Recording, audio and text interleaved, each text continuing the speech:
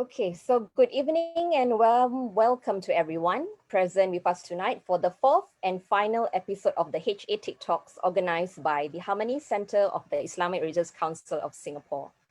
My name is Liana, and it is my pleasure to moderate tonight's discussion. For those who have been joining since episode 1, thank you for your dedication, and it's great to see you here again. For those who are joining us for the first time, you may know more about the HA TikToks by checking out our first episode, which explained the concept in more details. Links are in the Facebook comments below and in the Zoom chat box. However, for your benefit, these sessions are really an exploration for what makes us tick and what ticks us off relation to our theme and topic of discussion. The main theme we are exploring in this series is navigating safe space, strengthening faith and family ties in COVID-19. Briefly, let me share with you what we have covered for the past 3 weeks. In the first episode, we talk about family and conversation. We discuss how faith guides us to be resilient. How do we initiate conversation on polarizing issues with our family? And how can we exercise compassion in difficult times? In the second episode, we focus on positive parenting and the need for a support system to boost one's spiritual level and ease the difficulties of working parents who have to juggle between multiple roles in the new norm.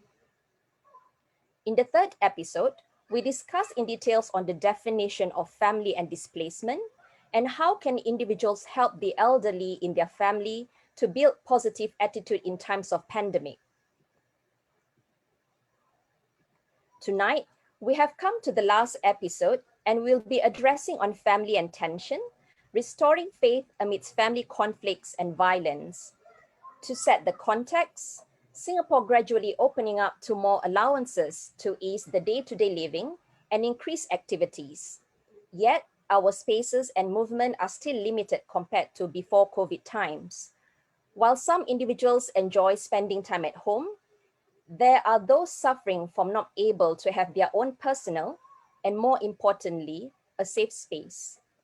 For some youth, the strain of being cooped up at home and a poor relationship with parents contributed to the frequent argument, emotional turmoil, and suicidal thoughts. For others, not able to escape from a violent partner tend to increase one's anxiety and distress and can lead to long-term mental health.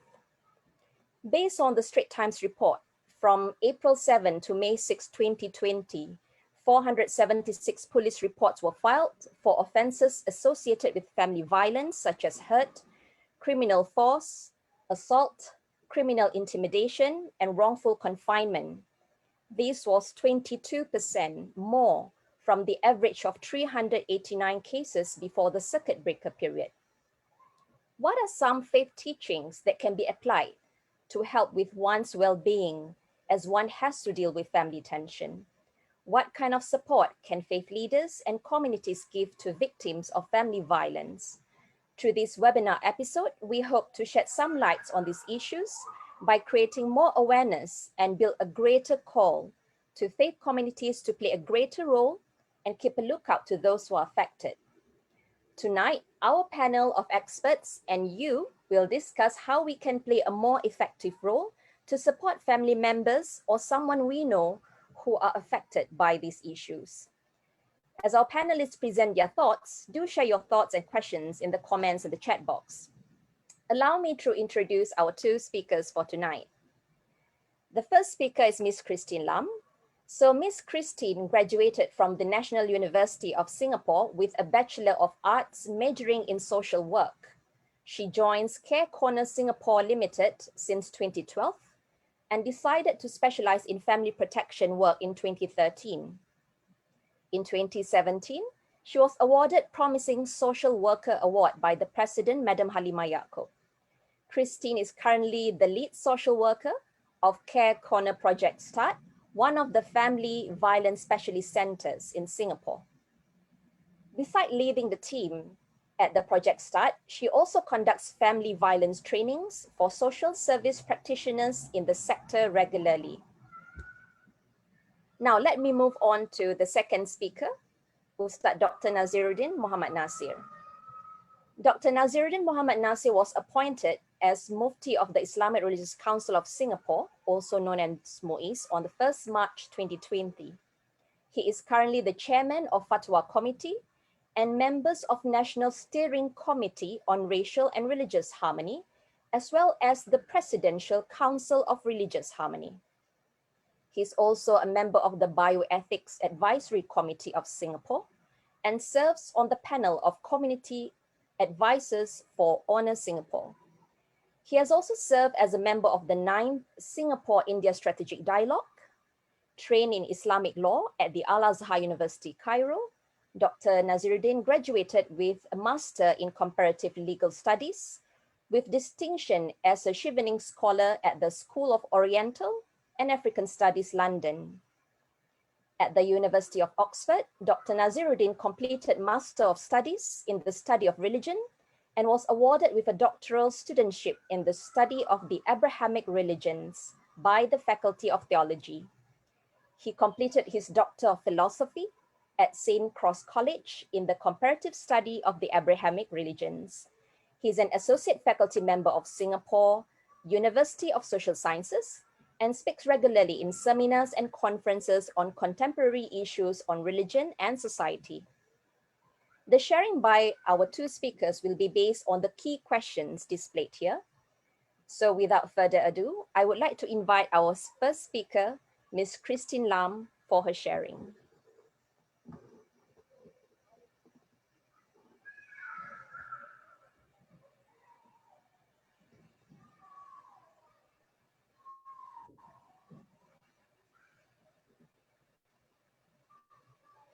Hello, everyone.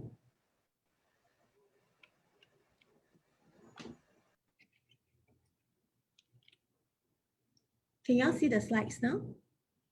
Yeah. Okay. Hi, everyone. Thank you for having me.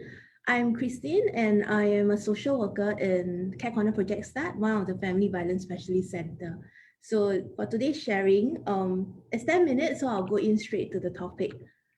So I would like to cover these three main topics. One is the difference between family conflict and family violence, because sometimes it is a bit hard to differentiate. And then also the signs and indicators of family violence. And lastly, as a community, how can we support family who may be experiencing issues at home? So firstly, I'll share about family conflict. Family conflict is actually a normal part and parcel of everybody's family life. If dealt with constructively, it actually trains family members to communicate clearly, to listen out not just of the content, but the needs of another person. And if dealt with properly, it actually causes family members to know each other better and to feel more loved and accepted by one another. However, sometimes some family members may decide that they just want to win the conversation, even if it is at the expense of the other person. It then communicate disrespect, that the other person is unvalued, not important. And when that happens, it could possibly hurt relationships. So what is family violence? Family violence is unlike family conflict, which talks about the topic. Family violence is an abuse of power and control within family relationship. People whom within a family who have moral commitment to like love one another, to protect one another, to defend and to like be cheerleader to one another. Instead of doing those, what happened at home is actions that endangers the survival, security, and well-being of the other person. So a family conflict can be constructive or can be destructive, but when it comes to family violence, it causes harm, and more often than not, it constitutes actions that are against the law, things that as a society we sanction against. In family conflict, most of the time, both parties have equal say, and if they decide to exit the conversation, they could do so safely. But when it comes to issue of family violence, the abuser tend to have more say, and the victim, maybe out of fear and other reasons, may not be able to speak up as easily. Then again, family conflict is a normal part and parcel of family lives because no two-person is the same, right? But when it comes to family violence, it is not normal. To some extent, it shouldn't happen, and it actually put the well-being of the victim at risk. So some people may ask, if that is the situation, then how does a conflict actually escalate into the issue of a family violence? This is one common example that we see in our course of work. So sometimes when two-person has disagreement with one another, what happens is somebody may decide to scream, shout, insult, or threatens, or even hit the other party, and that other person will then learn that, oh, okay, if I disagree with this person, then I may be abused, I may be insulted, I don't want that to happen again. So what the victim learns is then to conform to the request of the abuser. And what the abuser learned in this dynamic is, if I were to misbehave, if I were to scream, if I were to shout, if I were to threaten, then I can win any conversation. When this negative interaction happens, it actually causes a situation to escalate from conflict, poor conflict management, to an issue of family violence. This is not the only cause of family violence, but we do see it happening in the cases that we work with. So sometimes people may also ask, how come the victim doesn't just say no and try to leave the relationship? There are different reasons that keep them there, and these are some common reasons. Sometimes victims may feel that this is my fate. I have chosen to marry this person. This is my child. I give birth to him. God sent this person to be my child. Then, as long as he doesn't hit me, maybe it is okay. I will just let it go. Some victims may also say that, how can I not forgive my child who hurt me? I still love him or her. Then sometimes it is also like the victim is are children, or the victim is an elderly, or even foreign spouses. They may be dependent on the abuser, so they find it difficult to say no in case the support given to them are being withdrawn. Some victims also share that they don't know whether the abuser will use even worse violence on them if they were to say no, or if they were to stop giving in to the abuser. Sometimes it's also due to the impact of violence, where the abuser constantly demean the victim, say that you're so lousy, you're so stupid, you can't do anything. If you were to travel, you will get lost. And the victim may feel that, yeah, it is really true. I have not traveled on my own for quite some time. I really suck at doing many things. Then maybe the abuser is right. He's just telling me the truth. It isn't really abuse. Okay, so what are some of the signs and indicators of violence? Physical abuse, psychological abuse, emotional abuse, and also sexual violence are some of the more common type of abuse we see. Physical violence is quite straightforward. Psychological abuse are things that cause the victim to feel fearful. So sometimes victim will share with us that they feel like the abuser is like omnipresent, omnipotent, capable of doing anything to them. So they may have experienced things like stalking behavior, checking of their handphone. So the abuser seems to know everywhere that they go to, that cause them to be constantly afraid. Emotional abuse, some abuser may call the victim's name, make comparisons, say like, you're so stupid, you're so ugly. You should thank me for still staying in a marriage with you. This usually hurt the self-esteem of the victim, and victim may display things like anxiety, suicidal ideation, or very low self-esteem. So if a person were to seek help or want to seek help, what are some possible methods available? Sadly, there isn't a miracle cure for issues of family violence, but these are some possibilities. Some victims may choose to resolve the issue within their family or their common group of friends or religious group.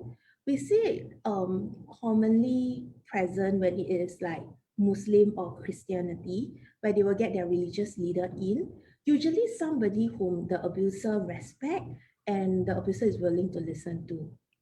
Some victims may decide to apply for personal protection order or call the police to tell the abuser that situation is really bad, it has crossed even possible legal threshold. Could you hold back your action and rethink your behavior? Some victims may choose to move out for a while to cool down, to get a psychological and mental respite, and others may seek help from agencies like ours to discuss what are some of the possible actions that they can do next. So if somebody were to come to you and say that I'm experiencing issue of family violence, what can be done? Okay, of course you can bring them to your religious leader or social service agency like Family Service Center or Family Violence Specialist Center to talk about the matter. Another thing that you could possibly explore with them are these three simple steps. Number one is to like stop all negative interaction, all the screaming, shouting, demeaning, hitting, all that should stop first. Then we talk about getting the couple, the parent child, and or like the sibling to work on having neutral interaction. For the abuser to learn how to communicate respectfully without using violence on topics that are not so contentious, and for the victim to rebuild their trust on the abuser again.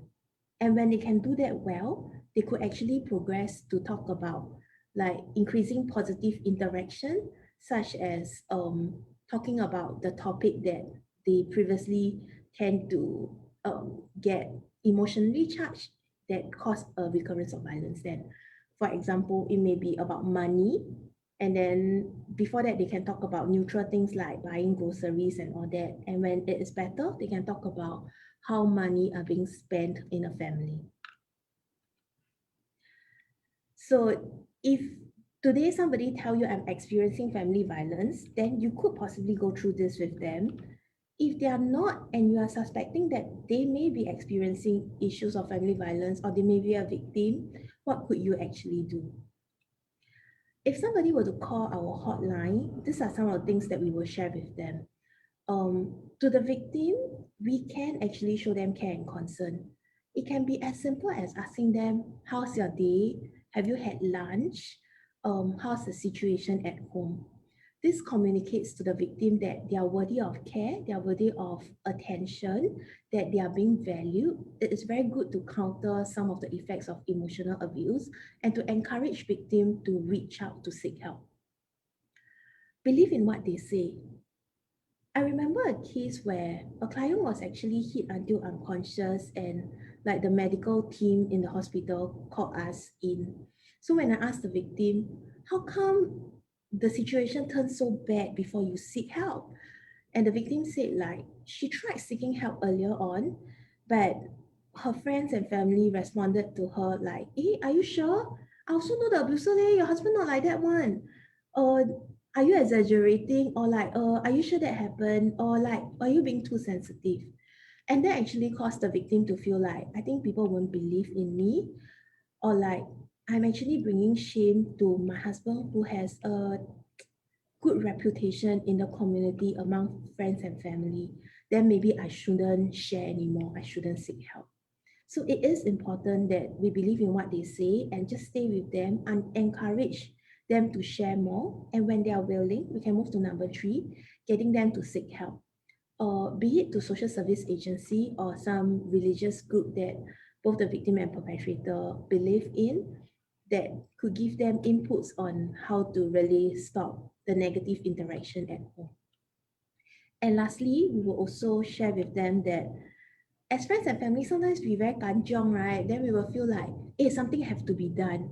But what may be helpful is really to respect the decision of the victim.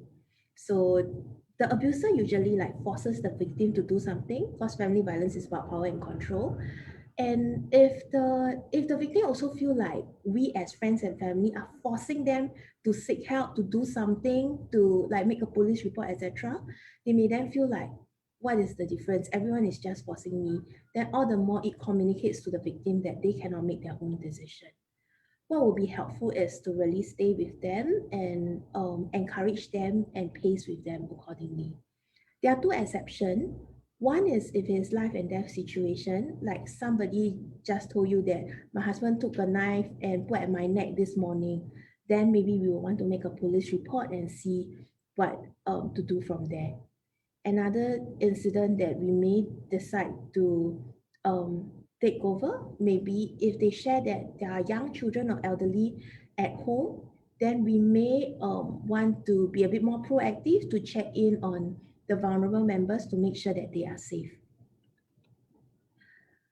This is something that we may share with them also. My agency is the first number, Project Start.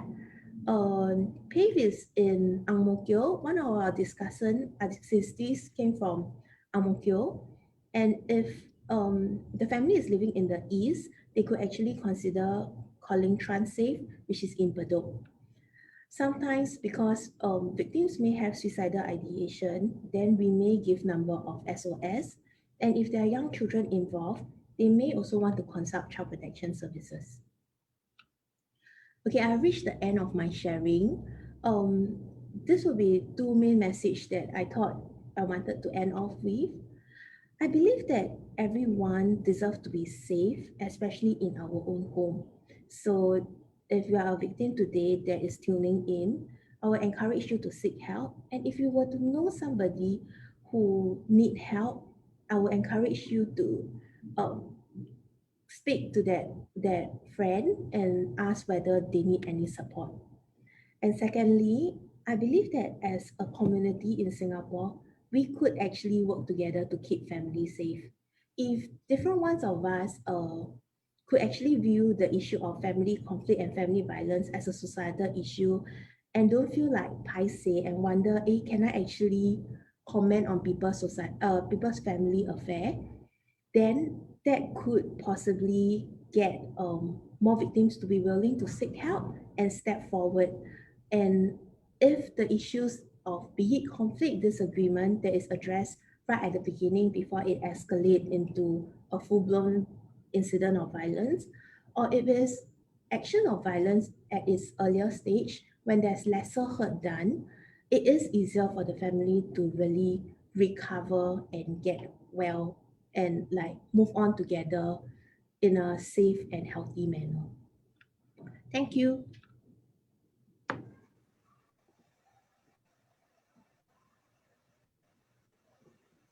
Okay. Liana, back to Thank you. you. Yes, thank you so much, Christine. I thought that was a very insightful sharing. Perhaps if I can just quickly comment, there are two main points that you have shared earlier with us. Number one is about, believing the words of these victims. And especially, I felt, the story that you shared with us is very real when someone actually seek help. And then it was very unfortunate if, let's say, the people around you sort of doubt because perhaps they've known the the person who commit the violence as someone who's perhaps very kind, within, based on the image of the public, someone who's perhaps compassionate and kind. It's very unlikely for them to do so. And I guess perhaps later on, if we can expand a little bit more, what are some of the misconceptions when we talk about family violence? Does family violence only relate to a certain type of individuals, or it can actually happen to everyone? Like, for example, some people might be saying that, family conflicts and violence usually happen within lower income, which may not necessarily. Yeah. So I thought that maybe, addressing some of these misconception be very useful. And then the second point that you mentioned about family violence is all about power and control. It's very interesting that you also highlighted that it can be very overwhelming for the victims, that as they try to seek help, there are a lot of voices say that report, tell this particular person or tell your families. There are many parties that you need to perhaps repeat again and again of the stories. But one important component is that who would actually be able to guarantee their safety and and their privacy, as you need to bring yourself out there and seek help. Maybe that's also another issue that we can discuss later on. But thank you so much, Christine, for your sharing. Next, perhaps without further ado, if I can invite Dr. Naziruddin our second speaker to share with us tonight. Dr. Naziruddin, please.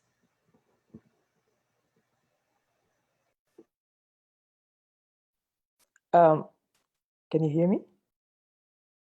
Yes, we can hear you. Right. Thank you, Liana. Thank you, Harmony Center. Good evening, everyone. Bismillah ar-Rahman ar-Rahim. In the name of Allah, the most compassionate, the most merciful. Assalamu alaikum. Peace be upon everyone. Christine's presentation earlier is very much practical in terms of the problem of conflict and violence within families and how you can address them and redress some of these issues and find help. And I think these are very, very important tools that individuals and families should avail themselves. And as a community, we can all help each other and strengthen the kind of support. Because I don't think any one of us would want to see and condone any forms of violence, let alone violence in families, which are meant as an institution that thrives on love, respect, care, and kindness before all else. So it would sadden us very deeply to know about families who are suffering from this kind of abuses. And I think we should step in and have the courage and audacity to really intervene in the right ways to prevent the worsening of abuse in families, because the effects are very detrimental and very long term. So I say all this because I want to apologize. My presentation or sharing is a little bit more conceptual, a little bit more spiritual, if I may. So you may not necessarily be able to pick up on very specific skills, but it's something for us to think about more deeply. And one of the things that I have been thinking a lot when I was invited for this by Harmony Center, I think this is a very important initiative. Is really when I looked at the topic of restoring faith in the midst of conflicts and violence. It's almost assuming that faith is lost when someone commits any kind of violence or is involved in some kind of deep conflict. Faith disappears, right? It evaporates.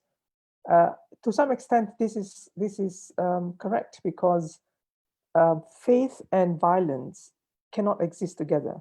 Someone who is faithful, someone who has a deep sense of spirituality in their hearts, will not be able to commit any forms of violence by way of hurting other people, whether it's emotionally you hurt other people with your words, with your actions, let alone physical forms of violence or physical forms of abuse. But on the other hand, when I think about faith and I think about tensions and conflicts, and I look at the stories, and those of you who are familiar with the scriptures in the Abrahamic religions, you look at whether it's the Old Testament, the Hebrew Bible, or the Quran, you will find a lot of stories of faith that rises from within conflicts, adversity, and challenges. Now, today we know that we're going through an unprecedented time of immense uncertainty and challenges that have disrupted our way of life.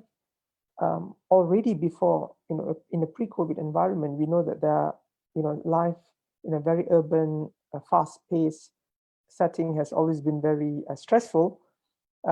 Today, you add to this all the challenges that come with a global pandemic. There are multiple stresses, right? Multiple stressors all around us. I think a lot of people, including ourselves, would probably struggle to sort of deal with the emotions that go through us, especially when you face a difficult situation. And especially if that situation is personal, it happens within the four walls of your home. I think at that point, we will need to draw on all the reserves of faith and spirituality and your deep sense of kindness, compassion, and mercy to be able to withstand reacting in an adverse or violent way when you have a problem. For example, when you because of all the stresses, like I said, if you're struggling with a job, or you have been looking for a job and you can't find one, and you know that your family is struggling because you're not able to work, and then your son or your child comes back from school and has a problem, did not do well in the exams or test, that immediately poses a kind of stressful situation that you would really struggle to react to in a fair and calm manner, right? And that is a natural sort of reaction within us. And I think the only way for us to prevent ourselves from reacting naturally with anger or with some kind of um, hurtful ways, words or whatever, is that we need to draw on our faith. Because if you let faith come in, if you're a believer and you let faith come in, then faith will be able to transform that anger, that unhappiness, that disappointment into something positive. It holds you back. The same stories you find, like I said, in the scriptures, in the Quran, in the Old Testament, all the prophets from Adam, Noah, Abraham, Moses, Joseph, Jesus, Prophet Muhammad, peace be upon them all. Abraham, for example, the sacrifice of his son. It was one of the biggest tests, having waited for a child for such a long time and given the child, and now he has a sacrifice, known as the Akedah in the Hebrew Bible, or the Hebrew sense of the story, and also in the Quran. But out of that adversity and challenge, Abraham became, and he passed the test, of course, and he became known as, in the Quran, became known as so faithful to God. His faith was exemplified through the act of his willingness to sacrifice. Now, of course, if you look at the story from a different angle, and you link it to this topic of conflict and violence, is in how can a prophet of God commit an act of violence to his child? But we know the story did not end that way because of God's plan behind the story itself. The point that I want to make here is about the faith coming out from the most difficult adversities and challenges that we face in life. So in the same sense that I think today, when we have a lot of challenges around us, many of which are unprecedented and unimaginable in a pre-COVID world, I think it is certainly a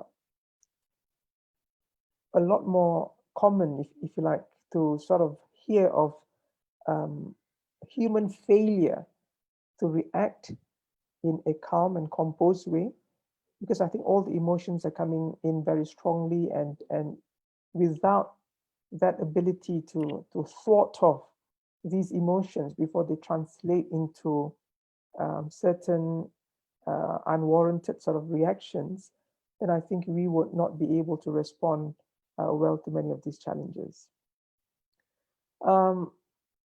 I also wanted to say that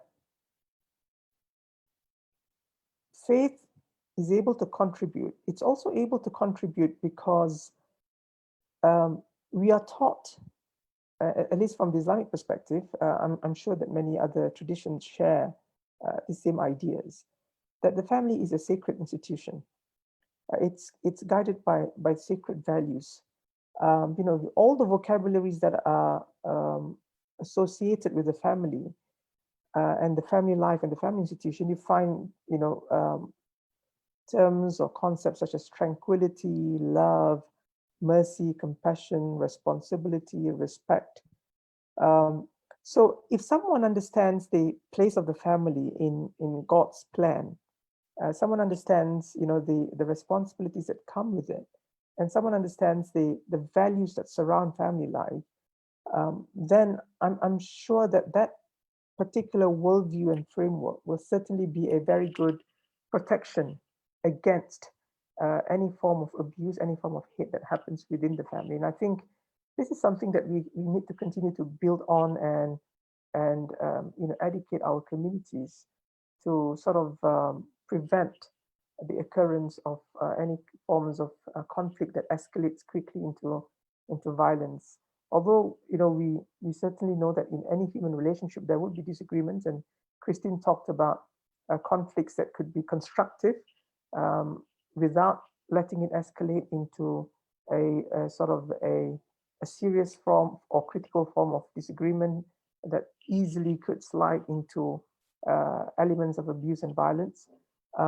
But those values are the values that can guide us in order to shape our family life in a way that is very respectful of the place of every family member. I wanted to just highlight two very powerful values, at least in the Islamic tradition. The value of rahmah or compassion, that is extremely paradigmatic in Islamic worldview. The Prophet, for example, he kissed his grandchildren, which was, I mean, today we kiss our children, we kiss our grandchildren. If you have grandchildren, we kiss our spouses. But in the context of 7th century Arabia, that was something which was probably uncommon. So one of his companions or one of his followers saw him kiss his grandchild, and he said, "This Al-Aqra bin Habis." He said, "I have so many grandchildren. I have so many children. I've never kissed any of them." So the Prophet's response was, if you don't show love to those on earth, i.e., to people, then the one in the heavens, which is God, will not show love to you. So the idea of love and rahmah is extremely important. And second is the idea of salam, peace. Peace itself in all forms. And in the Muslim tradition, when we come home, the first thing we are highly encouraged to do is to say the greetings of peace, which I started the session with as well.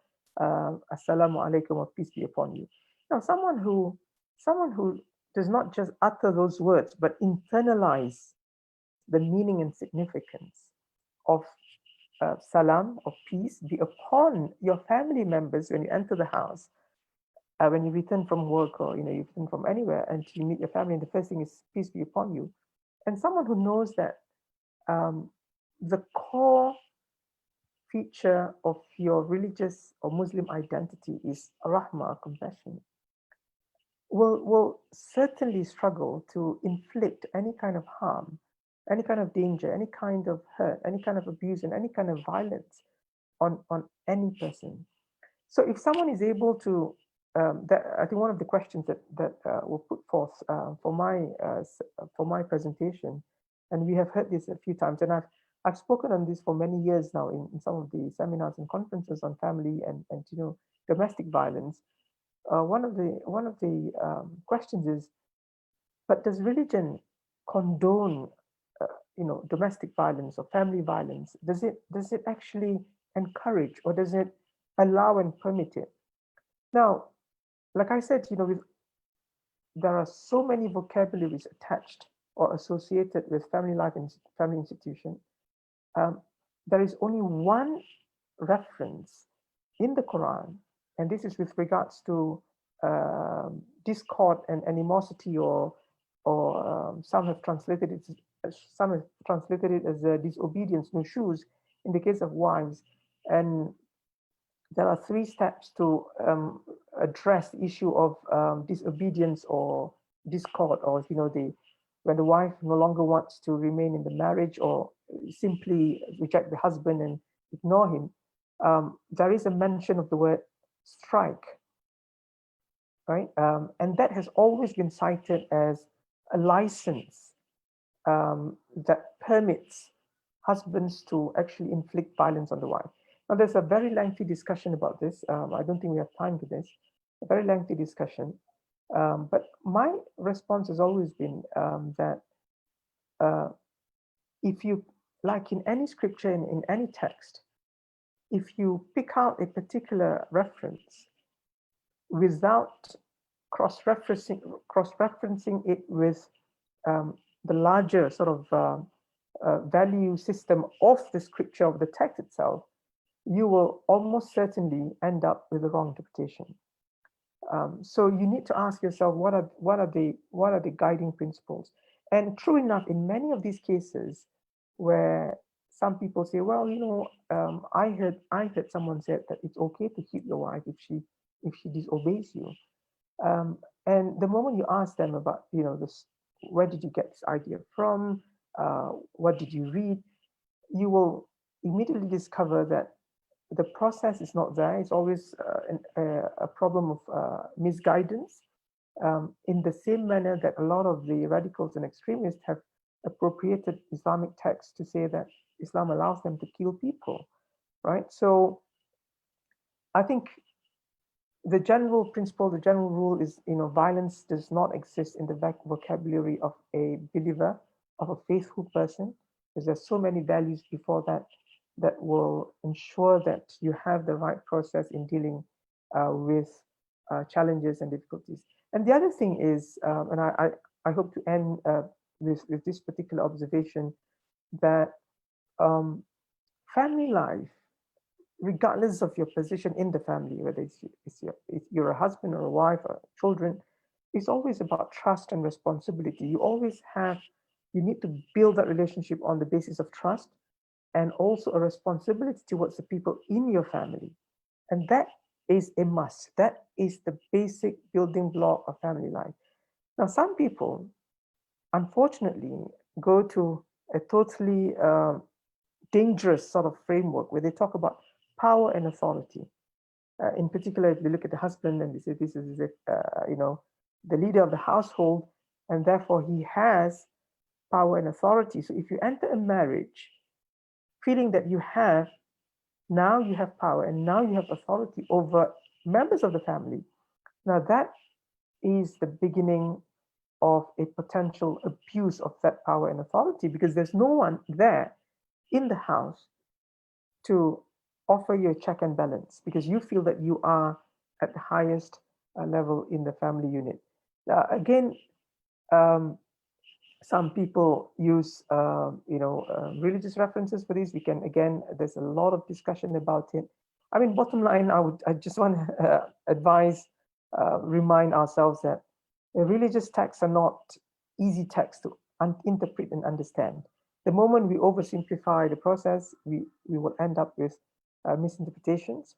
But what religion seeks to offer is faith, and faith will help us fight through the most difficult challenges in our lives. And at the same time, faith will also remind us that at every point in our life, in every step of the way, we have a duty to answer to God, to be answerable to God. And in that sense, that governs our relationship with everyone around us, in particular those whom God has entrusted us to take care of and respect and honor and cherish, and that include our family members. And I think if we get that right, I don't see that religion can be exploited or abused or misappropriated to allow for violence and conflicts to become a case of abuse. Rather, religion and faith can be used to strengthen our family institutions, and in the most difficult times that we are in now, to help families become even stronger by way of deepening the sense of care, compassion, kindness, and duty and responsibility to our fellow family members. So I end there, and hopefully we can have some discussion after this. Thank you very much.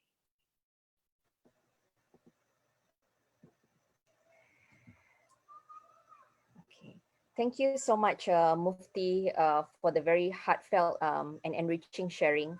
Like a quick comment, I like the fact that you start with reminding us like this issue of having tension of conflict among family members is not exclusively happen within the layman, but it's also something that even prophets having to face that and striving their best to treat the people who have been showing perhaps a disrespect or starting the conflicts with the most compassionate manner.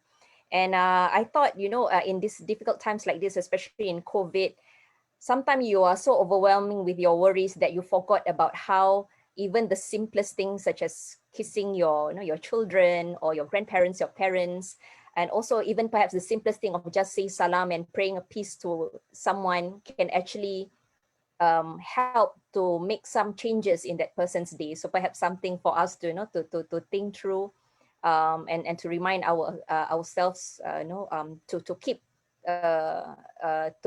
pouring that, that plants of compassion in us. And also, I guess at the very little stage of Mufti sharing is that if you hold on to faith with whatever that you do, then you will also remember that faith is also about the idea of accountability. You will always have to be accountable with whatever actions that you are doing and that you're performing.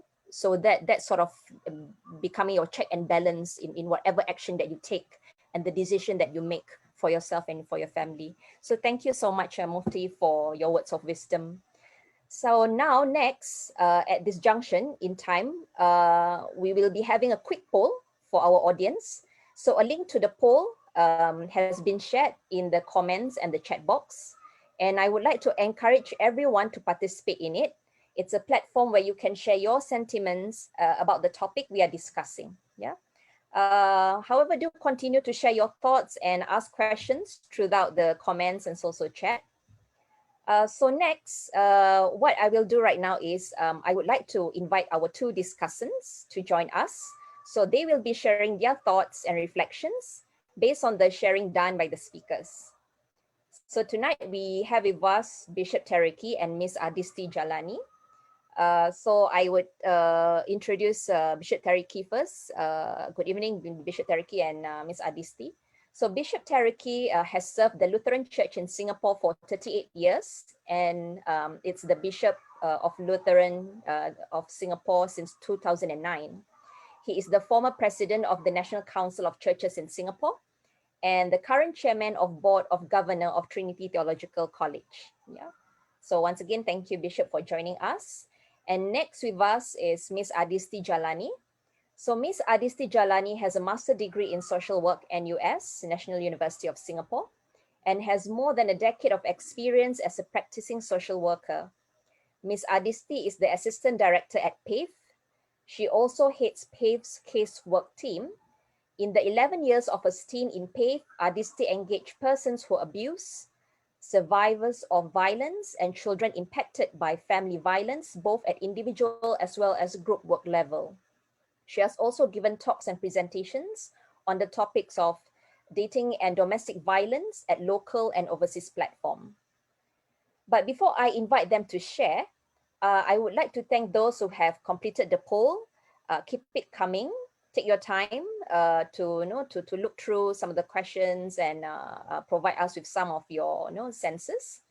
And at the same time, I would like to hear your thoughts and experience, so drop us your questions in both in the Zoom chat box as well as the Facebook platform, because we will be picking up the questions from both platforms. Yeah. So if you like your question to be addressed by a specific person or a specific speaker, please mention their name. Without further ado, so now let me invite Bishop Tereki to share his thoughts. Bishop, please. Good evening, everybody, and thank you, the Mufti Nazaruddin, and also Christine, and Eliana, and also all who are involved in the background. It is a very interesting and thought-provoking sharing by both Christine and the Mufti.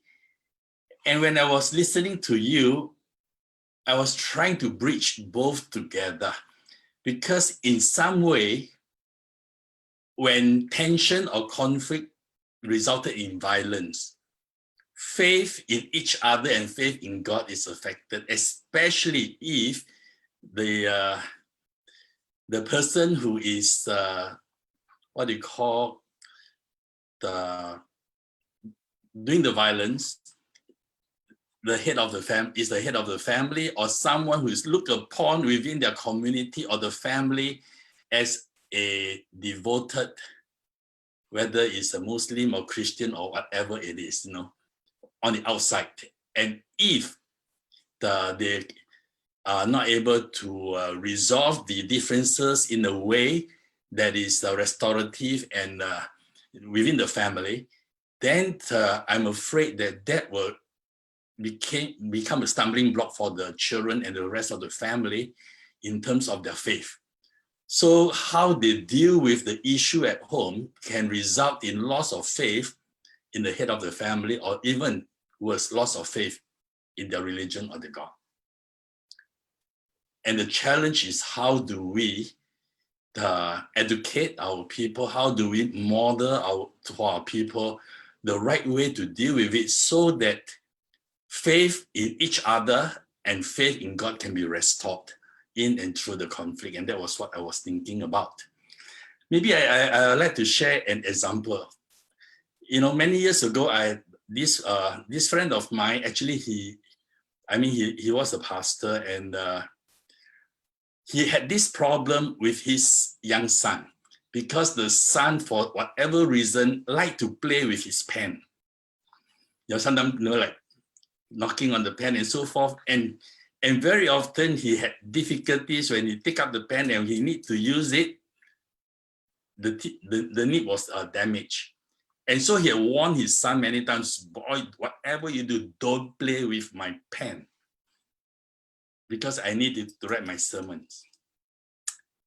And then one day, he picked up his pen and he write. Nothing came out. And his immediate reaction was turn around and yell for his son and say, David, how many times must I tell you, don't play with my pen?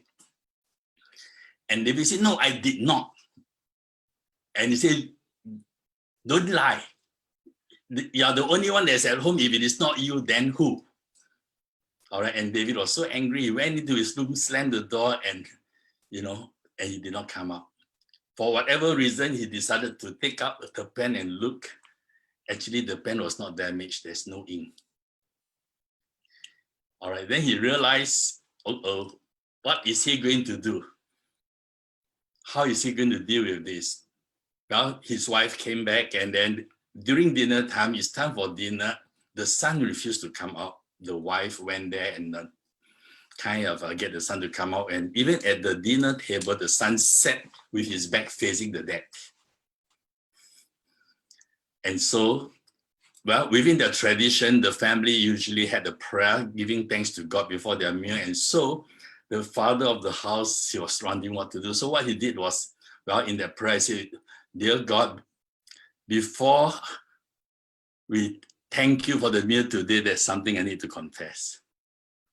He said, I yelled at my son for playing with my pen, and I realized that it was not his fault. The pen has no ink. I'm so sorry. Please forgive me, God, and help, and I hope my son will forgive me too. All right. So he put that into that prayer, and before he gave thanks. Now, the son was quiet, but the moment he prayed that, the son cried. The son didn't cry before, right? The son cried, turned around and said, Daddy, it's okay, it's okay. Daddy, I forgive you, it's okay. Now, what had happened was that within the family, within their what they call religious rituals or practice that they do, they were able to tap on that even to deal with issues and conflicts in whatever way it is. And in so doing, I believe that was a powerful lesson for the son as well. And so in some way, certain thing was modeled by the father to the family. All right, it's all right to make mistakes, and and we can pray to God. He and seek His forgiveness, and also seek the forgiveness of those that we have offended. And then and so that broken relationship, so to speak, can be restored between them and God and between each other. And so I appreciate what Christine mentioned just now, is that tensions and conflict is part of life, because we are all different, and and we are bound to say things or have done things that offended each other unknowingly. And sometimes even with the best of intent, we can offend someone. And one of the illustrations I like to say is that sometimes a friendly slap on the back of somebody is normal. But if there's someone had a wound at that place and you unknowingly slap him and say, hey, how are you? He will scream and he may get very angry with you. All right, but what had happened? Even though your intention was good, you have hurt him. All right, but sometimes you're so defensive. Oh, I was only trying to be friendly, and we have not addressed the hurt. But we have to know that even though there was no intention to hurt, we did hurt that person. And so how do we restore that relationship? How do we mend that conflict, so to speak, and resolve it? And I'm a firm believer in kind of a restorative conversation and how we can restore broken relationship through conversation. And very often in conversation, we are so anxious about the other party hearing us, but we are not hearing the other party. All right. And even though sometimes what we did was good intention, and we can even say it is love, but sometimes, not knowing how to love, what we did in the name of love actually hurt that person very badly. But how do we then able to listen and to realize the consequences of our action so that faith can be restored? And I use it in a very broad term, faith in God and faith in each other can be restored in and through conflict.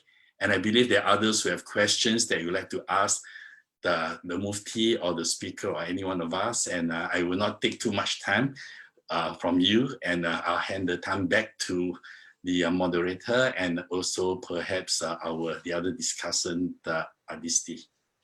Okay. Thank you so much, Bishop. That was a very refreshing narrative, something for us to reflect. And within that narrative, there's so much underlying messages, perhaps for us to extend it as part of the Q&A discussion later. So next, if I can actually invite Miss Adisti to add on. Miss Adisti, please. Yes, good evening, everyone, and Assalamualaikum to everyone who's here. I would just want to begin thanking Mufti, Dr. Naziruddin, Christine, and also Bishop for sharing your thoughts about the topic today. And I thought I want to also share some reflections on why I feel that this is such an important topic for us to be talking about and also be discussing on as well. I think earlier on we've heard from Christine's sharing, right, that conflicts are normal in any familiar relationship.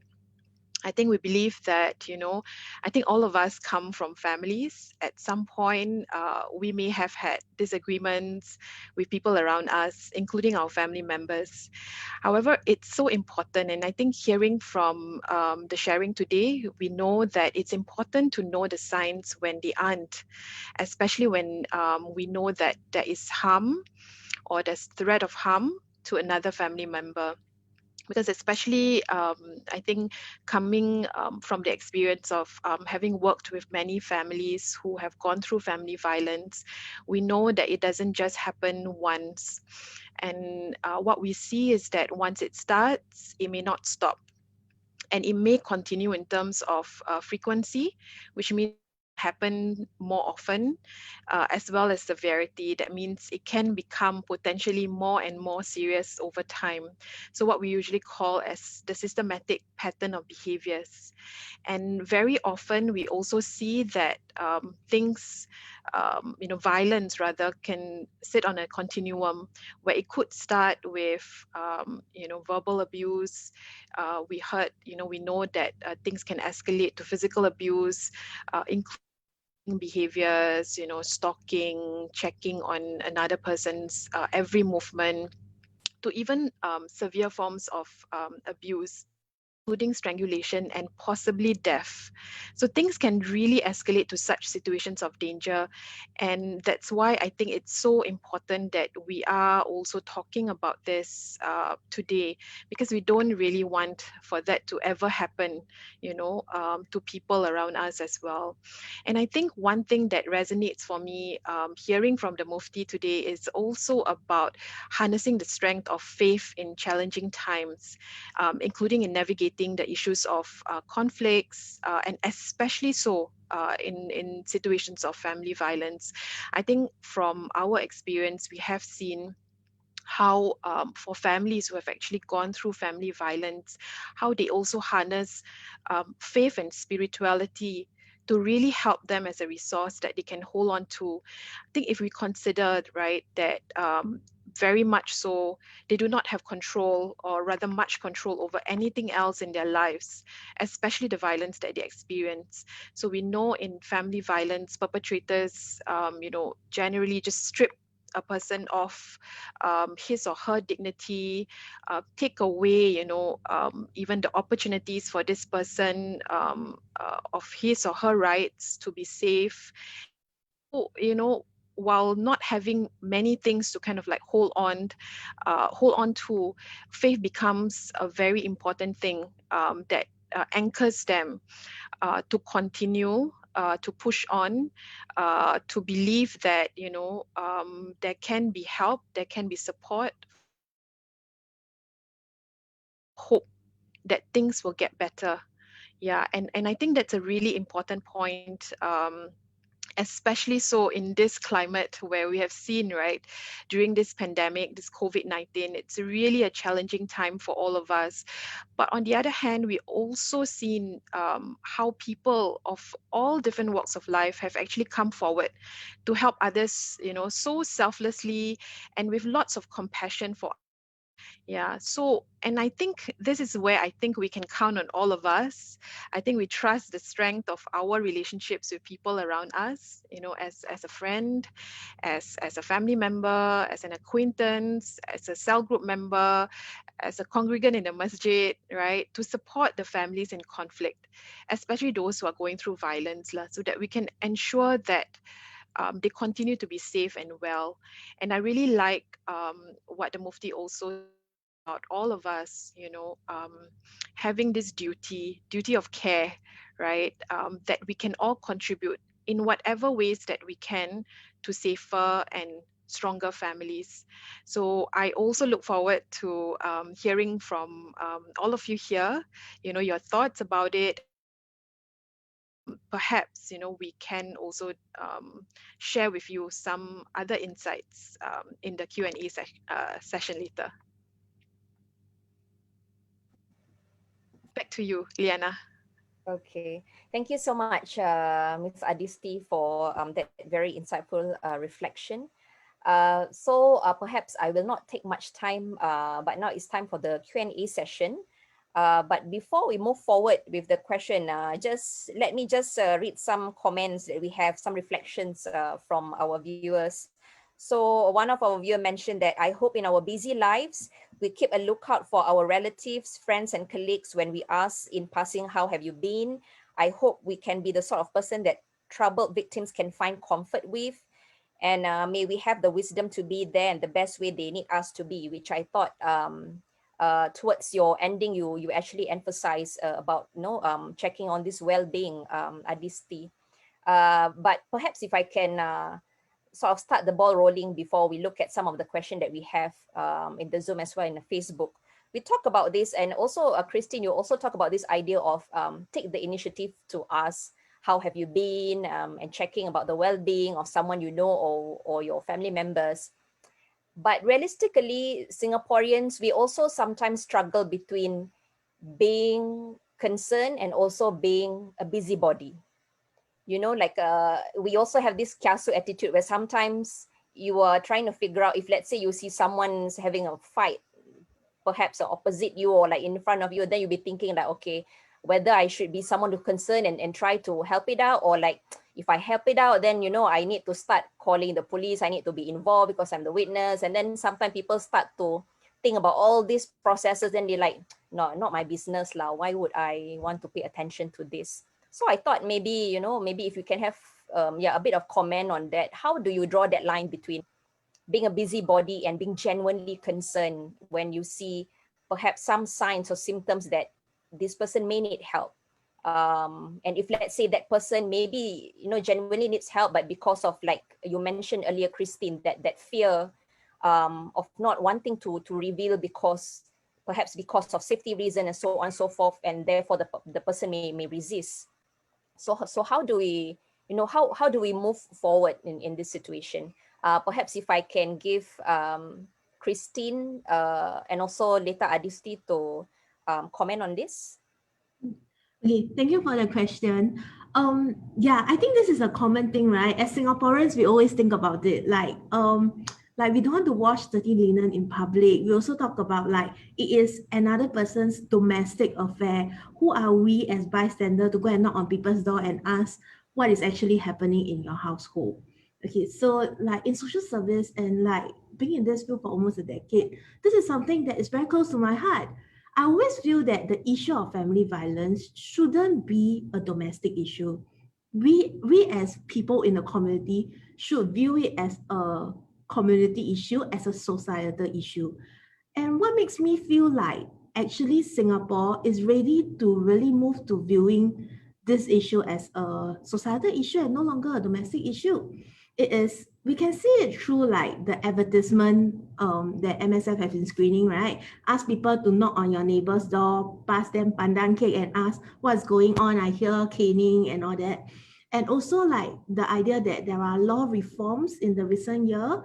The most recent one is like Child Protections, CYPA, Children and Young Persons Act, where they increase the age group and actually also encourage people to really step forward and do something different. I think if we can change our idea from seeing the issue as a domestic issue, it is somebody's family issue, to seeing it as a societal issue, every individual in the community have a part to play, then hopefully that will give us the courage to knock on the door and say like, hey, I hear sounds, I hear noise, what is happening? Do you need help? I think like sometimes we also feel like, hey, when I enter, is it to go in and say like, hey, how can you do this and that? If we remove the idea that we are there as a judge, but we are there just to show care and concern, to knock on the door so that the hitting will stop because they need to come and open the door, or at least they realize that somebody is listening, somebody is watching, and it breaks that momentum and stop that abuse there and then, that may be good enough. So like I really encourage community, like us in a community, to just take that courage, knock on the door. If it is really nothing, nothing. If it is something, at least you manage to stop something from worsening at that point in time. Yeah. Mm. Mhm. Thank you so much, Christine, for that. Adisti, if you have anything to add on that? Yeah, I think I agree with Christine that all of us can do something about it, including even calling the police. Sometimes people do that, especially they know if a person or a neighbor, for example, is in danger, and calling the authorities might help, and they can also do it anonymously. But I think bottom line is I want to just go back to what I've shared earlier as well, that family violence has the potential to be a life and death situation. And so it is something very important for us to consider. Why then, we need to be kepo lah, to be a busybody about and thinking about the impact that this family will be going through. Think about the family, the children especially, or the vulnerable person like the elderly who's in the house, right, who's going through day after day of violence that we know of, but we don't do anything about. So we can all go back home to our own families, and we come back to a safe environment and we can sleep well at night, but these families may not, and things may just get worse if nothing is done. Yeah, and I think we should also recognize the fact that it is really a hard situation for most families to step out. I think if we put ourselves in their shoes, we also ask ourselves, would we want to do something about it ourselves? Because these issues may be shrouded in stigma, in shame, and it may be difficult. And sometimes families or people around you may actually be be wanting to be heard, or wanting you to notice certain things that allows them that opportunity then to seek help. Yeah, so I think it's really important for us to be curious and to be caring lah, and having that compassion, yeah, for others. Hmm. Thank you so much, Adisti, for your response on that. Yeah, I think that was very useful for us to reflect time and again, especially during COVID times. Now, next, I will pick one of the question that we have from the floor. So the question goes like this: what if we are the abusers, abuse ourselves and our loved ones, not because of lack of faith, but perhaps because of mental problems and stresses that we are ourselves facing? How can abusers also be handled with compassion too? So I will channel this question to Mufti Dr. Naziruddin and also Bishop Tariki. Dr. Naziruddin, if you can, yeah, if you can comment on this question. So, should we also exercise compassion to, if let's say someone perhaps conscious or unconsciously knows that he or she has this attitude of abusing others, and if yes, should there be to a certain extent, should there be a limit of that value of compassion that needs to be projected to these individuals? Yeah. Thanks, Liana. I would have preferred for Bishop Tariki to go first, but just let me very briefly offer my views on this. I think that's a wonderful sort of point raised by one of our participants. And, even in our tradition, and I think this is something which many of us recognize. Even in our tradition, we have to help the aggressor. So the idea that someone does something wrong and you punish that person without the idea of reform, right? I think that is not the right way to deal with problems. And I think rightly the many of the reasons or the factors that can um, contribute towards someone becoming abusive or violent um, are reasons that may have to do whether it's with mental health, like we said, whether it's stress and so on, and it could be a symptom of the inability of that individual to just cope with whatever life throws at the person.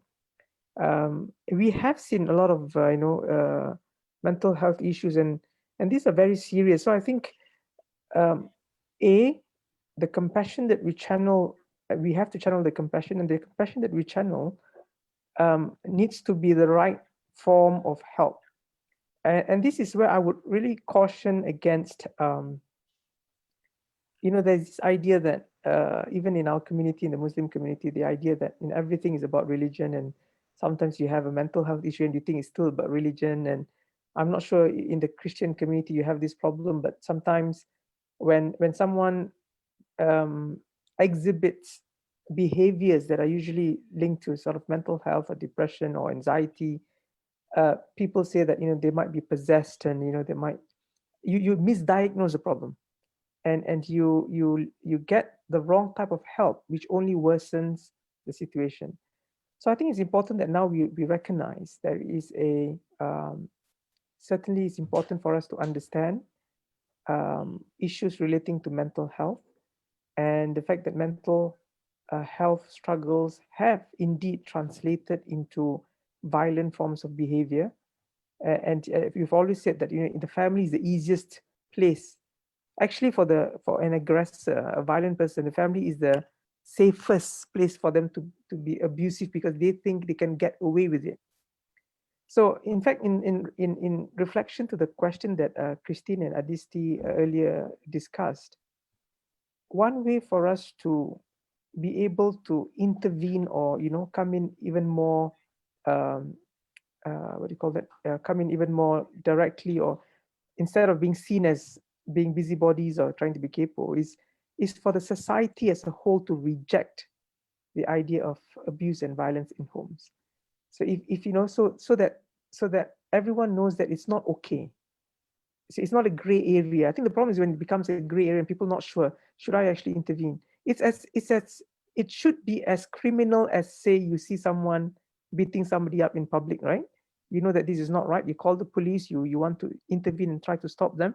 I don't think in a public, when you see some kind of criminal act, you say I shouldn't be capo, I shouldn't be busybody. So I think we are now beginning to understand better abuse in families. And in the same way that aggressors who we should also now understand better that the impact of mental health, for example, and therefore find the right ways of help. And it may not necessarily be religious help. It should, I think, for mental health issues, it should be experts who are able to really, see through the problem and advise the person in a professional way, seek professional help, how best to deal with the stresses in life. Religion can help, can give you additional strength, but I don't think in such instances that should be your first point of port of call, or when that's not the first. Basically, find the right kind of help, and that should be professional help. Yeah, thanks. Mm, mm. Thank you so much, Mufti. Bishop, if you can add on to to Mufti's comment. Well, I guess that the Mufti is right in saying that we need to also, as religious leaders, recognize our limitation and the need to refer them to professional help if needed. I do not know about the other faith tradition, but for the Christian faith, perhaps as part of our pastoral training, many of us had some basic training, very basic training in counseling and also intervention. And because of the pastoral nature of what we do, very often we are perhaps among some of the first responders that people can turn to.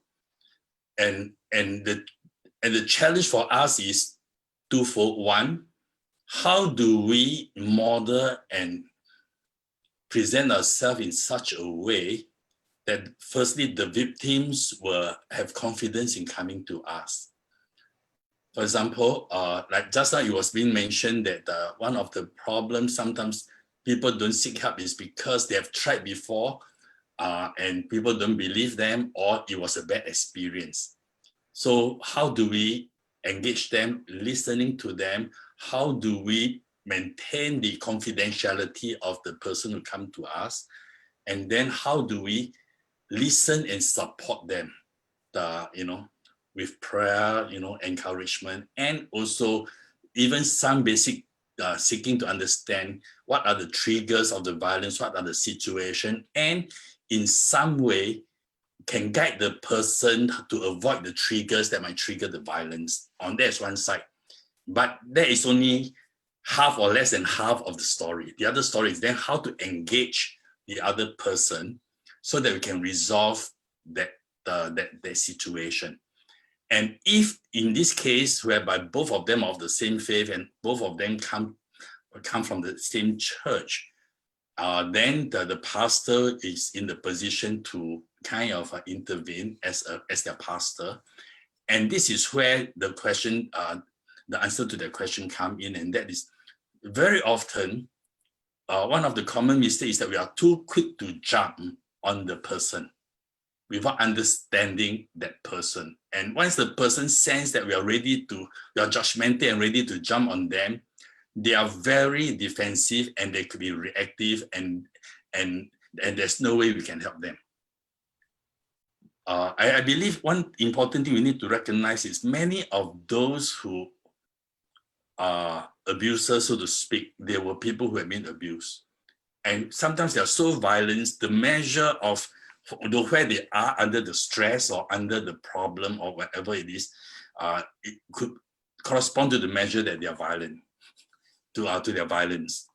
And so a lot of us, for example, you encounter a case of a bully, we are sympathetic to the person bullied, but then nobody care about why did the bully.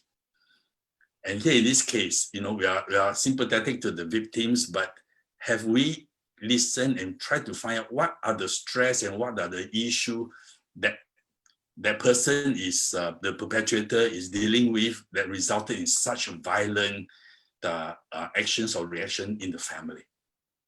And sometimes, the opportunity for that person to be able to articulate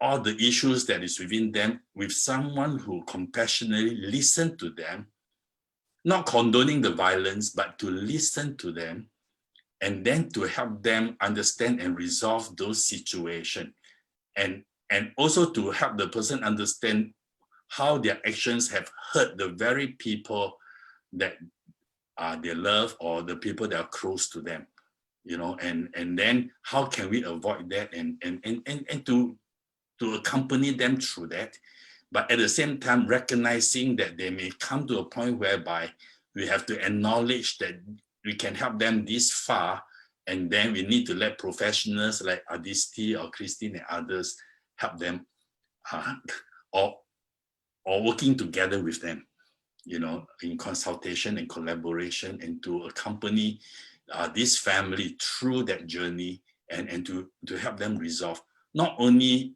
to help the victims, but also to actually to help the whole family. I think that is what I think we should be looking at.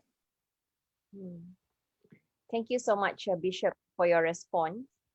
Now, I'm going to take the next question. So the question is, how would agencies against family violence screen clients who are really victims going through family abuse, or whether they are trying to find some excuses to serve a desire for divorce? Would such agency help to bring the family together, or trying to protect the victim against further abuse? Where should the line be drawn? Perhaps Christine, if you can respond to this question. Okay, can. Okay, so when somebody come in and say that they are a victim, we will definitely err on the side of caution to see that if there is safety concern, how could those be dealt with? But definitely we have people who may not be victims, or sometimes they are the abuser calling in to say that they are the victim. So we do have our own knowledge base that guide us to differentiate what is what. And when it comes to like the issue of like intimate partner violence, there's actually 4 very common types. Okay, the one that I talk about, like abuse of power, coercive control kind, is one common type. The other type may be couple conflict, where because of disagreement, they couldn't really resolve it. Most of the time, both party or either party uses violence on the others. So the service they need may not be so much on protection, but more on conflict resolution. There's also like separation instigated violence, where because one party decide that they wanted a divorce, then violence happened. Then if that's the case, we will have to discuss with both parties that whether or not divorce is really the route that they want to take. And if that's the case, can they do it peacefully without using violence? Okay, so then, yeah, so depending on the situation, we will then assess differently, and based on the situation and the dynamic, we will intervene differently. I think the idea of divorce is being brought up because divorce, like if you have a personal protection order, some people will use it as a ground for divorce. Then they find that it is easier for the judge to decide that, okay, this family have the ground for divorce and thus could proceed for a divorce. Yeah, so whether if that is the case, then that is another legal process altogether, where when they apply for personal protection order, it will be brought to the court to decide. So we will not we may be able to facilitate the application because we have the service, like the video link service linked to the court, but we will not be the one who decide whether or not the court assess that a PPO should or shouldn't be given. Yeah. Thank you so much, Christine. I think I'm going to take some last few questions. So it seems that we have 2 questions related on child abuse. So the question goes like this. Some families abuse, violence happens, involves children. How does a child able to get help from faith organization or the nearest extended family member? Does it actually trigger more to the destructive social issues, especially for the relationship with the parent, with the child? So I thought perhaps Adisti, if you can make comment on this. If I recall correctly, PAVE does give a report about spouse abuse is actually one of the most is the most common family violence. But yet there's also another issue that we also need equally look into it, especially children, child abuse, and also elderly abuse, because oftentimes they are not able to defend themselves. So how do we go about when when it comes to these affected children and also elderly? Yeah. Yeah, thanks for the question, Liana. I think the question is also wanting to know, right? Like in terms of the children, what about them? And we often say that these are the vulnerable victims of violence when it happens in the family. Also, in some families, the children may be involved because there's also violence inflicted on them. In our work, largely what we see is that they co-occur in a situation when there's also spousal violence, for example, in the family. So children may be affected in many ways than we can imagine. So sometimes a lot of families believe that this happens only between the adults, right? That means, for example, in a spousal violence situation, for example, if the husband abuses the wife, they would say, but the children are not involved. The children don't know about what's going on. They are in the room, for example. But when we talk to the kids, and that's why it's so important for us to also be engaging the children, be knowing about what do they know and how are they affected by the violence, because they may know more than what we think they do. Because children learn not just by seeing the incident itself, also noticing, the aftermath of violence. They see their parents crying, for example. They see things broken at home, and some of these things, if not dealt with, may persist even right through adulthood.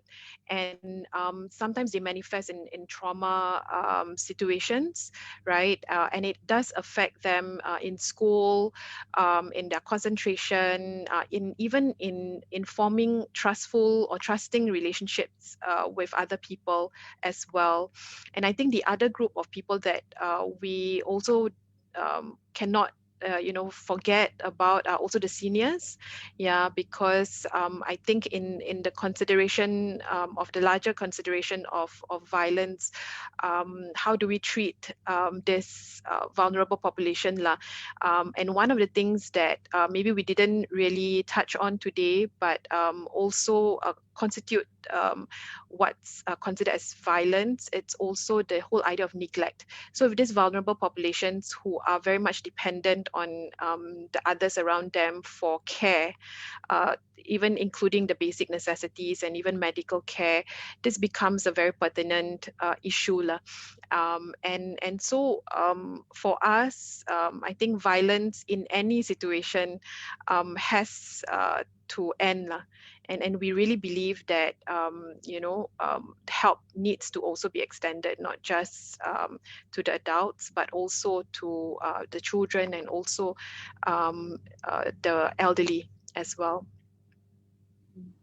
Thank you so much, Adisti, for your response. I'll just quickly take this question, which is also related to child abuse. So there's a comment and question by Dr. Bibi Jan. Dear all, domestic conflict and violence would affect the children very badly, especially during the formative years. Such adverse childhood experience would affect their cognition, emotion, and behavior.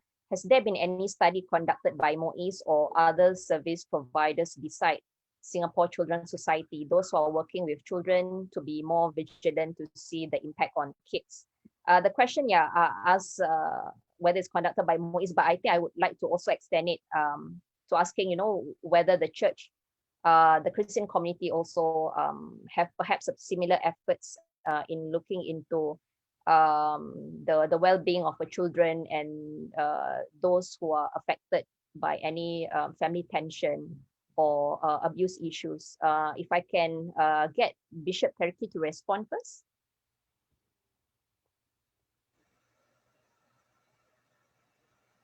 Sorry, Bishop, I think you are muted. First and foremost, I mean, unlike the MUIS, which is a kind of a central kind of entity for the Muslim community, and a lot of perhaps sometimes they may do what you call targeted studies on issues and so forth pertaining to their community. The Christian faith, we are in a way much more loosely constituted entity between churches and congregations and denominations. And we do have what they call the ethos, who used to do some research and studies on social issues and so forth. But in regards to this, I have to say that we do not have any what I call study in terms of Singapore. All right, but it is available. There are a lot of studies within the Christian circles, abroad on violence and and especially like the children and domestic violence and so forth. All right, and I can think of some documents from the Lutheran World Federation, being a Lutheran myself, where they address this issue as well, that is available for us.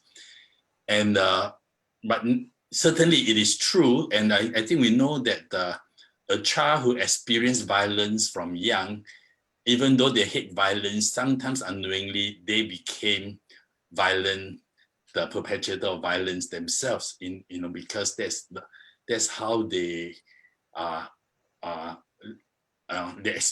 from their experience, that's how they deal with situations and challenges, and they come into their life, and to deal with them, and to guide them through that can help break the cycles of hurt and so to break that cycle of violence as well, and so to address them and those who have been victims and traumatized by violence when young is very important to break that cycle for subsequent generations as well. And so there's a lot that can be done and should be done. And this is something whereby, apart from the faith communities, we have professionals that is doing a good job.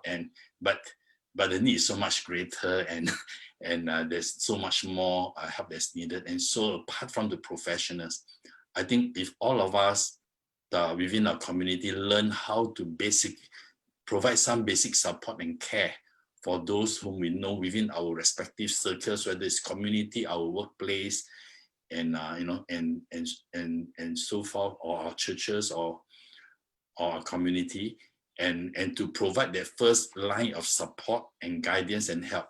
Very often the problem would not need to degenerate into a situation where you have severe cases of violence, and there are a lot of things that we can do if we are taught and equipped to do so, and of course there will always be a need for professionals who can deal with challenges and issues, but there are a lot of violence that's going on that do not reach them because, like what they say, because of the stigma, because of the face issue, the fear of embarrassment. They do not want to or dare to bring it up either to their religious community or even to the professionals, because they felt it's a very embarrassing thing to do. But I think we can all share the message that it is not embarrassing at all. At one point or another, we need help, and sometimes in this kind of situation, we need people, a third party who is able to moderate and to be able to help us through this situation. And it is not a shameful thing at all to acknowledge that we need help, because we all need help sometime or another. And I think that's a very important message that we give to everybody. Thank you so much, Bishop. Mufti, if you want to add more quickly. Yeah, I think like Bishop, I'm not aware of any studies by MUIS per se. I think the knowledge on this, or the research at least, or study, is either with the social workers who deal with the problem directly, or even with MSF, right, who might have looked into this more specifically. So I think and if MSF has not done it before, I think it's a good idea to raise this, to have some focus studies on impact on children. Yep. Okay. Thank you so much, Mufti. Perhaps if I can just give one quick question to the speakers and also the discussant. We've talked a lot about, the abusers themselves and the action. But perhaps if we can close about what kind of, when you, or let's say, someone of a victim of family violence or abuse, it has always been difficult moments because it's overwhelming. Sometimes you lose hope. Perhaps just saying like be patient may or may not necessarily be very helpful, but what kind of faith values perhaps that we can actually give them as a source of inspiration, as a source of helping them to endure that difficulty, moving forward and be resilient in that difficulty. Yeah, what would be that faith values that you would suggest for victims to hold on to help them in these difficult times? So maybe just quickly, Dr. Naziruddin. Yeah, I don't know how quickly you can do this. It's actually a very tough question because you are right. We often resort to very comforting words like be patient. This is a test, and the longer you persevere, then the greater the reward. I am personally a very firm believer in taking the right actions, and I don't in that sense, I don't allow faith to confuse, and I don't want faith to confuse what are the right actions needed. So, in the case of violence or abuse in families, there are proper steps that we can take. What you need is the courage, and I think faith can give you the courage to take the right steps. And so, for example, if someone comes to us and say that I am experiencing this, I think you need to give the right advice, and the right advice is to tell them what are the right steps they need to take, not just the comforting words. Comforting words are all right. I think it can help to some extent. But the second thing is to help them go through the process, to be a friend that So, for example, some people are very because they've never done this before. I think Bishop said very well about safe face and shame and so on. Christine talks about the embarrassment. I think Adisti as well. All these problems that we all face, right? If you talk about this and you are actually bringing shame onto your husband and so on. Now, and because of that, they probably would rather say, I'll rather be patient and keep this quiet, and and it exacerbates the problem. So I think people welcome help. You can bring them to the right place. You can be with them. If you can't go to the police on your own, I'll come with you. So that kind of support is extremely important. So it's not just about saying things to people, it's about doing something to help them in a very tangible, productive and constructive way. Yeah. Thank you, Mufti. Bishop, do you have anything to add on? Because I agreed with Mufti about doing the right action, accompanying them, but we have one more thing we can do with them as religious leaders, and they look up to us, and that's to pray with them. To pray with them before we take the action, pray with them as we journey together, and also to refer them, to tell them that they are not alone. We have God in whom we trust, and we have also each other that we can support you through this journey. You are not alone. Thank you so much, Bishop Tariki, for that, that beautiful suggestion. With that, we end the Q&A session, and thank you so much, everyone. And to wrap up, I would like to invite every one of us, as in the discussant and the speakers, to give 1 minute key takeaway that you would like our participants and viewers to further reflect or digest out of tonight's conversation. So if I can start with Christine. Okay, thank you.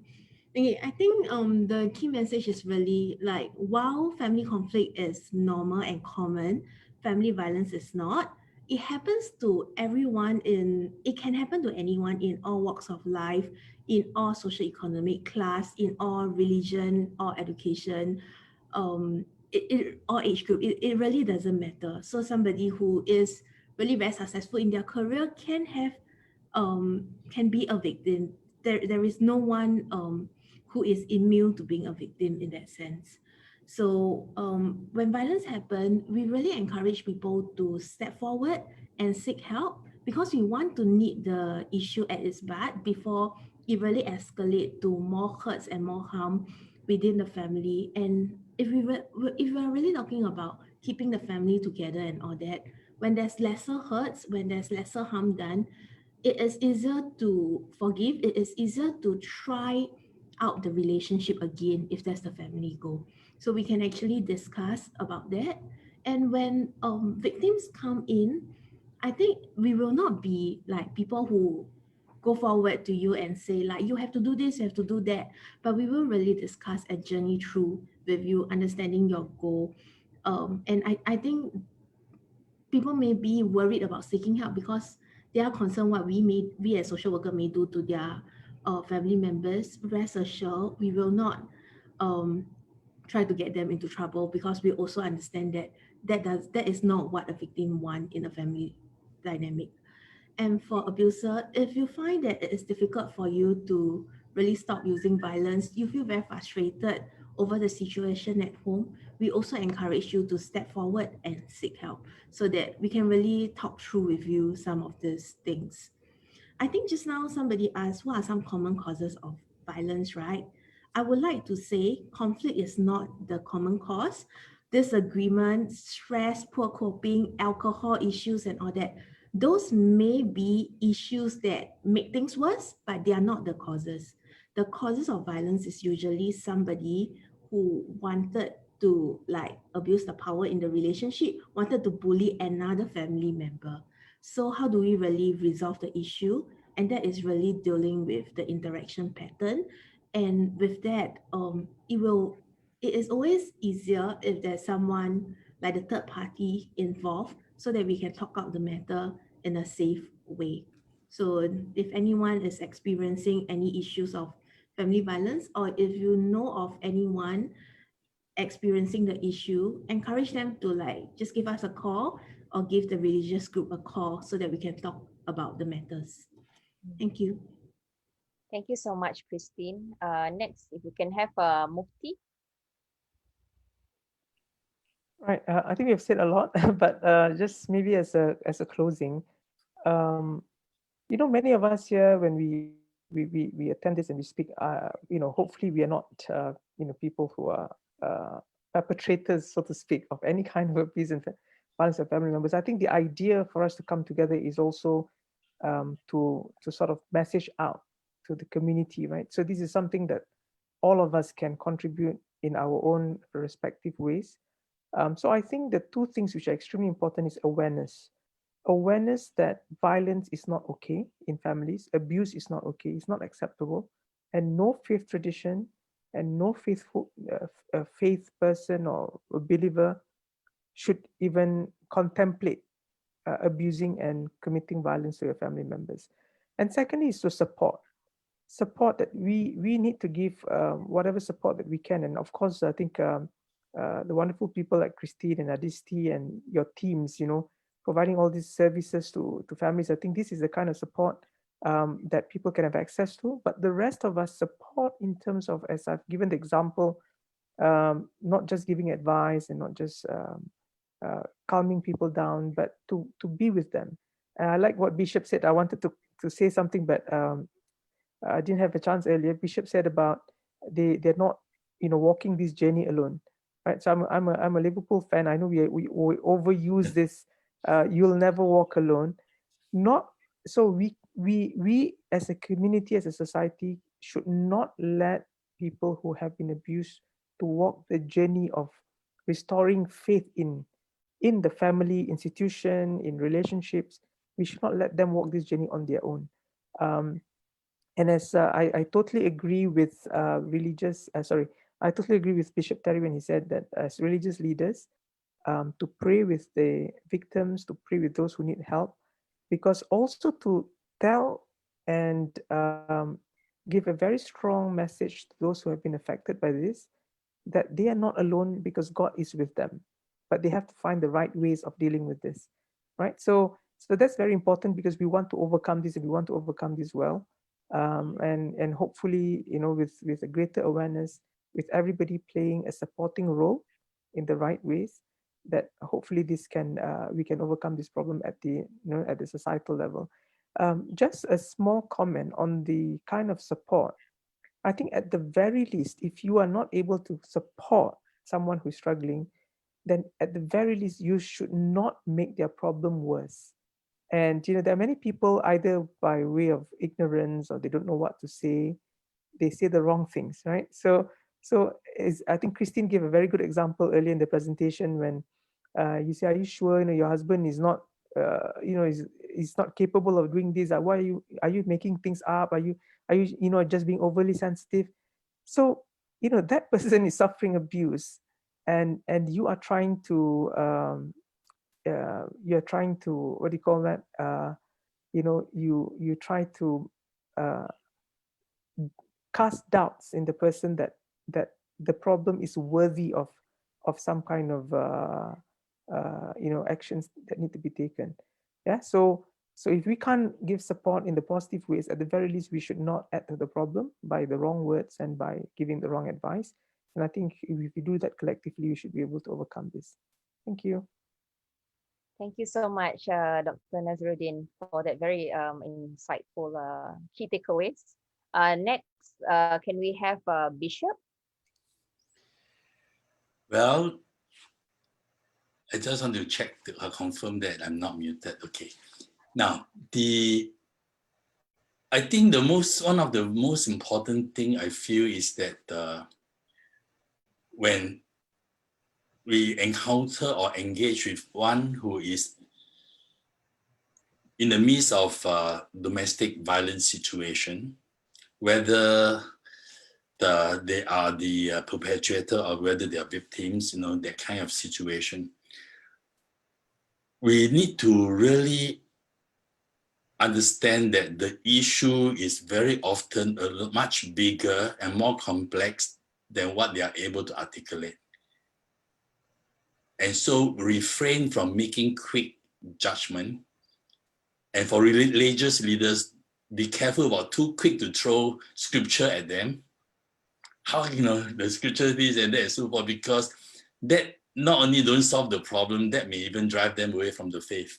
Even though the scriptures are true, but I think we need to, first and foremost, learn to listen, and be sensitive to that. And one of the things in Singapore, because we're in a city and the people tend to be very busy, very often when we ask people how are they, I'm not too sure if everybody are really interested to know how are they. Because sometimes they say, as a matter of courtesy, how are you? Are you okay? And you don't even stop to listen to their reply. You expect them to say fine, but actually if they're not fine, if they say they're not fine, are you able to stop and listen? So, and listen to understand and not listen to try, to try to impress them with how much you know or how capable you are, but to listen to understand. I think once the victims, when they talk to someone who truly is concerned and listen, that itself gives them a lot of strength to press on. And of course, I think Christine mentioned that, and Adisti mentioned also, and that is we don't dictate or demand what they should do, but we can open options and have you explored this or explored that. Have you considered that? What would happen if you have done this, or what would happen if they do that? Would this help? And let them make that decision and respect that decision. And to let them know whatever you decide, we are here with you. And I think as what we call caregivers, as supporters, as counselors, or as religious leaders, I think that is the most basic that we need to do, and that is to know that we truly care and we are concerned and we are willing to journey with them through it. Yeah. Thank you so much, Bishop. Last but not least, Aditi. Yes, thank you. I think to end today, maybe I would want to leave everyone to take the perspective of everything that we've kind of like talked about, and think about the families that we have come to meet in the course of our lives, be it our own, be it people that we know, our acquaintances, about these families who are actually going through family violence. And because I think a lot has been said also about, why should we help? Why would we need to do something about it? But do remember and do think about it that, nobody deserves to be abused. No man, no woman, no persons deserve to be treated in this manner. I think we all have the right to be in a safe environment, to come home to a home that is safe, calm, peaceful, essentially to be able to build strong and safe families together. Yeah, and at the end of the day, I think to live with this message of hope, that I think for the many years that we've been doing this work, we do see many families who have struggled, but have, come through, like what Mufti has mentioned, who actually have the courage, especially so for the persons who abuse, to, to take that responsibility, to be accountable to the things that they do, and start that process of change. And it is possible. We have seen many families who have, taken that big step. It's sometimes even a leap to get that help, but with a lot of support. And never ever discount that support that you can give to these families, right? So even a hi and checking in on people every single day, you may never know when a person is ready to do that leap and take that step to do something about their situation. So I just want to leave everyone with that, and for all of us to take away all the good things that have been discussed today as well. Mm. Thank you so much, Adisti. I will just quickly read here Mufti's comment, because people in the Facebook, they are able to see the comment. As we speak, CNN has just released a report that the COVID-19 pandemic is causing another crisis, an explosion of domestic abuse on a global scale. UN is calling this a shadow pandemic. That's another issue. I mean, we've talked about it, and I guess this is not the end of the discussion, but in fact, the beginning of a continuous effort to look into this matter proactively. And also, Christine mentioned some victims shared with us that they were told no matter what, they cannot divorce, they have to forgive and forget. If not, they are sinning against God. Those words sometimes make the victims feel very helpless and uncared for. And some victims even told us that the only way they could think of is suicide. So I think, yeah, that's another reflection to it. I think that this also goes back to the point of what Mufti said. If you are not able to help, at the very least, you do not want to say something or react something that actually help to make the situation worse than ever. Yeah. So thank you so much, everyone, for the great discussion tonight. I hope the discussion helped us to seek courage in between and among us as we strive to build resilience over suffering and develop positive thought and attitude as we continue our lives in this new norm. And for those who have yet to fill up the feedback form, feel free to whether scan the QR code or you can also click the link in the Facebook comment as well as the Zoom chat box. With that, thank you so much, everyone, and have a good night. Good evening. Thank you.